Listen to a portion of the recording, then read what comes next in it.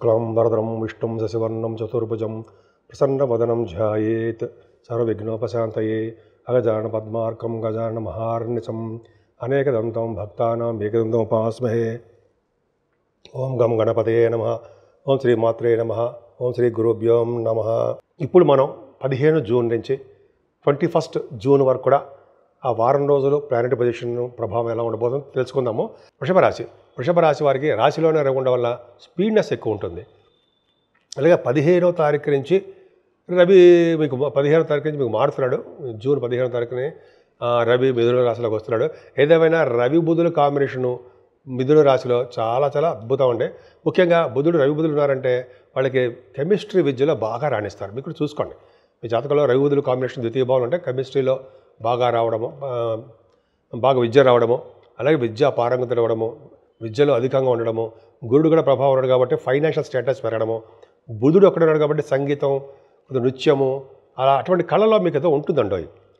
సాహిత్యము, కళల్లో మీకు బాగా సాధిస్తారు. సంగీతము, నృత్యము, కళలు రావడానికి ఎక్కువ అవకాశాలు ఉన్నాయి, అది డౌటే లేదండి. పైగా అంటే బుధుడు ప్రభావం వల్ల ఎక్కువగా మాట్లాడే శక్తి ఉంటుంది, వ్యాపార లక్షణాలు కలిగి ఉంటారు. రవి బుధుల వల్ల ఫైనాన్స్ అండ్ అకౌంట్స్ సంబంధించిన వ్యవహారాల్లో ఉంటారు. పైగా గురు ప్రభావం వల్ల ధనానికి లోటే ఉండదు. మీ కుటుంబంలో వృద్ధి ఉంటుంది. చక్కటి భోజన వసతులు, ఎక్కడికి వెళ్ళినా ప్రేమాభిమానాలతోటి మీకు భోజనం ఉంటుంది. అదే కాదండి, కుజుడు ప్రభావం కూడా కుజకేతువులు 4th భావం ఉండడం వల్ల చక్కటి విద్య వస్తుందండి. ఆభరణాలు కానీ, ఆభరణాల కంటే ముందరండి వాహనాలు కొనుక్కుంటారు. భూములు, అపార్ట్మెంట్స్ అంటే అవి మీకు పర్చేజ్ చేయడానికి అవకాశాలు ఎక్కువ ఇస్తారు భగవంతుడు. ఏదేమైనా మీ సంతానం విషయంలో ఒక జాగ్రత్త తీసుకోండి. స్టాక్ మార్కెట్లో ఉన్న వాళ్ళకి లాసులు వస్తాయి. ఏదేమైనా ఆరో భావానికి కూడా గురుదృష్టి ఉండడం వల్ల చక్కగా మేనమామలు బాగుండడము, సంపూర్ణ ఆరోగ్యవంతులుగా ఉండడానికే అవకాశాలు ఎక్కువ ఉన్నాయండి. వివాహాది వేడుకలు, శుభకార్యాలు మీ ఇంట్లో బాగా అద్భుతంగా జరుగుతాయి. ప్రయాణాలు చేస్తారు కూడా. పైగా అష్టమ స్థానానికి కూడా గురుదృష్టి ఉండడం వల్ల మీకు సంపూర్ణ ఆరోగ్యవంతులుగా ఉండడానికి అవకాశాలు ఉన్నాయి. తలవంతలంగా వచ్చే ధనయోగం ప్రాప్తి ఎక్కువ ఉంది. ఫైనాన్షియల్ స్టేటస్ చూసుకుంటే భాగ్యస్థానాన్ని బట్టి కూడా బాగా లాభాలు ఉండడం వల్ల మీ భాగ్యం వృద్ధి అయిపోతూ ఉంటుంది. భాగ్య వృద్ధి అవడం వల్ల కోర్టు కేసులు ఉంటే వాటిలో గెలుస్తారు. లా సంబంధించిన విషయాలు మీరు గెలుస్తారు. అలాగే తీర్థయాత్రలు చేస్తారు, ఫారిన్ కంట్రీస్ వెళ్తారు, దైవ దర్శనాలు చేసుకుంటారు. అలాగే శని కారకత్వాలు అంటే బిజినెస్, ఆటోమొబైల్ ఇండస్ట్రీస్, కోలు, ఐరన్ అంటాం కదా, ఆ బిజినెస్లో బాగా మీరు ఫార్మా రంగం బాగా ఫైనాన్షియల్ స్టేటస్ పెరుగుతుంది. అంటే వ్యాపార అభివృద్ధి ఉంటుంది. 10th హౌస్ చంద్రరాహులు 17, 18 తరగతి చంద్రుడితో కలిసిన రాహు అలా చాలా అద్భుతం అండి. 10th హౌస్లో చంద్రరాహు ఉన్నారంటే జనరల్గా ఏమంటారంటే కాశీక్ష దర్శనము, గంగా స్నానం చేయిస్తాడు అనేది కరెక్ట్. అలాగే రాహు కుంభరాశిలో వాయుతత్వ రాశిలో ఉన్నాడు కాబట్టి రాజకీయ రంగంలో ఉన్న వాళ్ళకి పదవులు రావడం కూడా అంతే కరెక్ట్.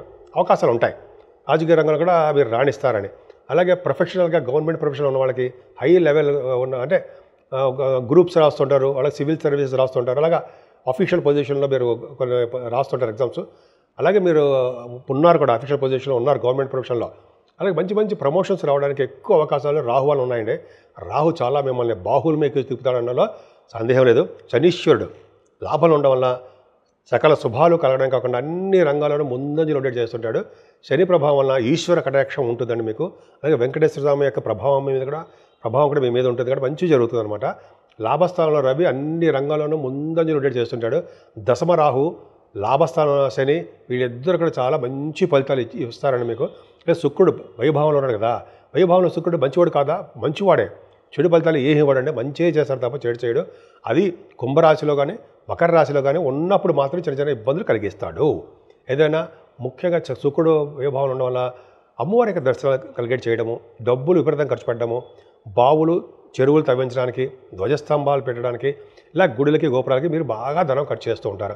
అలాగే ఖర్చు చేయడం కాకుండా డబ్బులు సేవ్ చేయడం కూడా మీకు తెలుసు కాబట్టి చాలా చాలా అద్భుతమైన ఫలితాలు మీకు ఉండి తీరాయి. నేను మీ Vadrev Adinarayanarao Sharma, ACMA and MA PhD అండి. ACMA అంటే cost accountant, qualified cost accountant అండి నేను.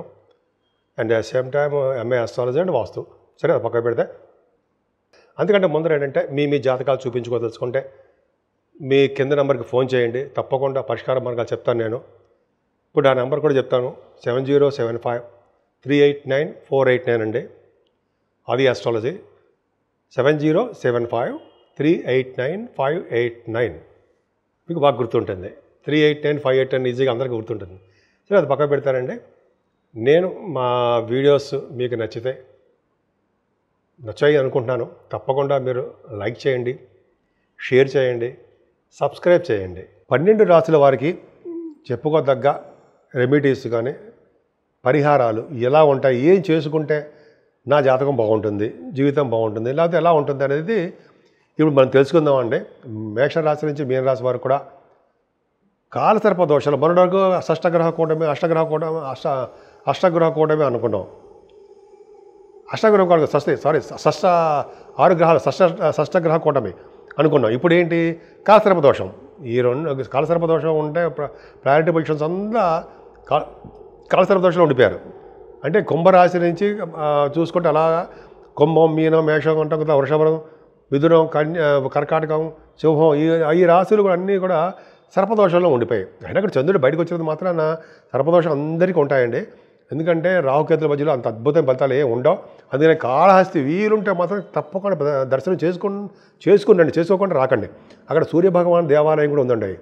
పద్మావతి అమ్మవారిని ఎవరైతే పూజిస్తారో వాళ్ళకి సర్పదోషాలు పోతాయి అని చెప్పి శాస్త్రం కూడా చెప్తుంది.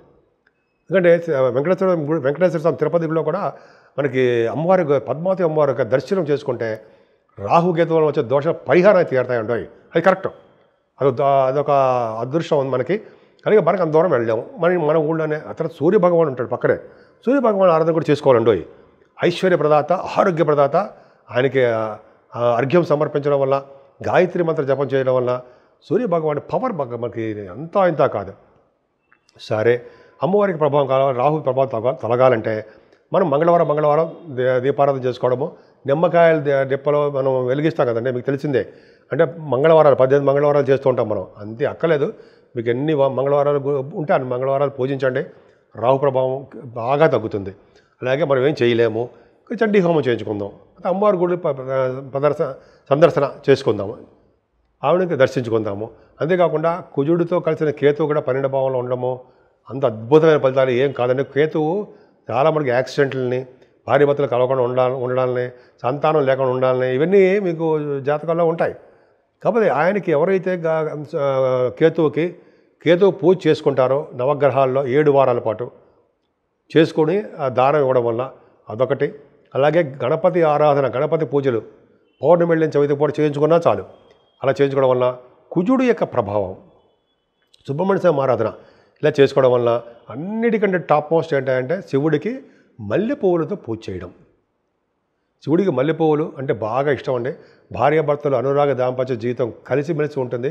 అలాగే శివుడికి మనకి తులసి దళాలతోటి మల్లెపువ్వులతోటి ఎవరు పూజ చేస్తారో వాళ్ళు విష్ణువులాగా ప్రాప్తి అంటూ నేను ఎక్కడ చదివారండి. నేను కూడా అద్భుతమైన ఫలితాలు ఉంటాయి.